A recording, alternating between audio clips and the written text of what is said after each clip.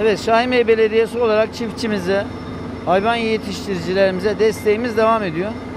Şimdi de meralarımızda özellikle meralara çıkan hayvanların su ihtiyacını karşılamak amacıyla Şahinbey Belediyesi olarak buralara sondaj kuyusu vuruyoruz. Buradan çıkacak suyu inşallah güneş enerjisi panelleri ve yalaklar yapmak suretiyle hayvanlarımızın burada yayılmasını ve sulanmasını sağlamış olacağız. 11 tane meramızda şu anda bu çalışmamız devam ediyor. İnşallah hepsini kısa bir sürede tamamlayıp bu yaz döneminde hayvanların su ihtiyacını karşılamış olacağız.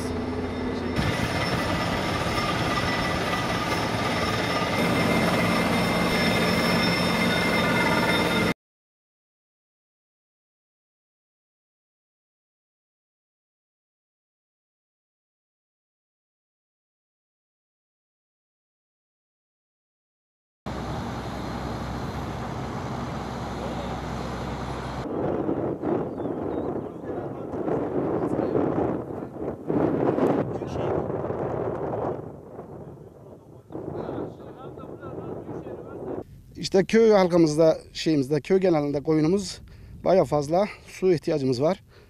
Bu tür şeylerde zaten bildiğiniz mesela traktörlerden katkıda bulunuyorduk. O da gençlerimiz biraz yani ister istemez kazıya sebebiyet veriyor.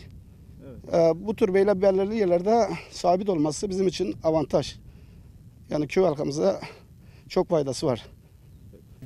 Sayın belediye başkanlarımıza teşekkür edeyim. Başta Takmazoğlu'na, dernek başkanımıza. Yani çok iyi bir şey olacak. Yararlı olacak. Buradan gidip köye gel sulama işleri çok zordu.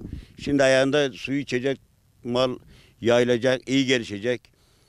Devlete, millete hayırlı olsun. Bu hayvanlar bu dağda yayılıyor. Her dakika su içiyor. Su içmeyen su hayattır. İnsanlar bile elinde su şişesiyle dolaşıyor. Hayvanlar için bu düşünülmüşse yani büyük bir proje yapandan, bunu düşünenden Allah razı olsun. Hayvan yayılıyor, 5 kilometre su içmeye gidiyor. Yani bu önemli bir proje. Yani Allah razı olsun bunu düşündüğü için Tahmazoğlu'na çok teşekkür ediyorum. Üreticiye sahip çıktığı için mesela koyun isteyene koyun veriyor, inek isteyene inek veriyor. Suyunu da getiriyor. Şu güzelliğe bakın hala. Bu hizmet kadar güzel bir hizmet yoktur.